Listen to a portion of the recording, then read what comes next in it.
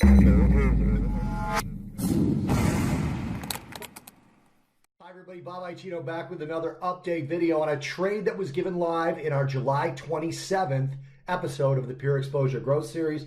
This time it's Scott Bauer with an NXPI trade. He talked on the show about thinking there was room for it to go up. We actually put out a long call on that particular trade, or on that particular stock, I should say, in our stock think tank in our special plays section. Doesn't really fit, that particular stock didn't really fit our core portfolio directive, but it did fit within the special play. So we put that out and it's up 3.5% since he mentioned it, but also he talked about how he would play it in the options.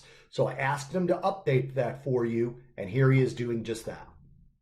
Hey there, everybody. This is Scott Bauer from Prosper Trading Academy, and I just want to give a follow-up to my conversation that I had with Bob just a little over a week ago on Pure Exposure. We talked about the big tech earnings going into that earnings cycle, and then specifically about NXPI, a semi-stock. And one thing I had mentioned when we had this conversation was to look for the big techs, the Apple, the Microsoft, the Amazons, Facebooks. At the time, the NASDAQ was selling off a little bit, and there was a lot of rhetoric, there was a lot of talk in the marketplace about maybe that is a sector rotation.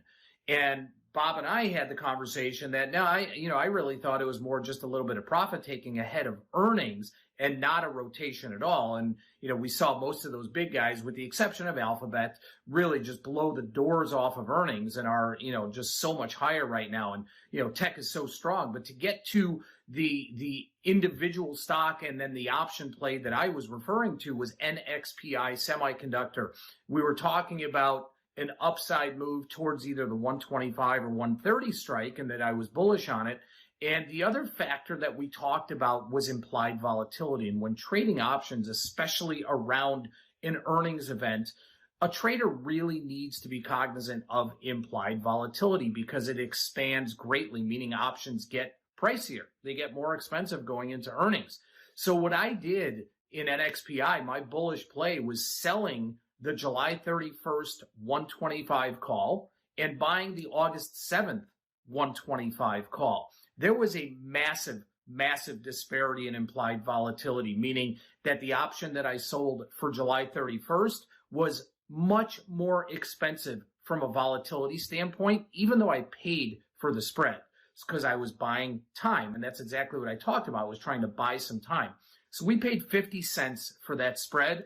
NXPI, quite frankly, did not get the big pop that I thought. It, kind of grinded up a little bit higher, but because of the massive disparity in volatility and implied volatility, the spread actually expanded out to $1, and that's where we sold our spread. So in at 50, out at $1 on an earnings play, that is pretty good, and that was really all due to implied volatility.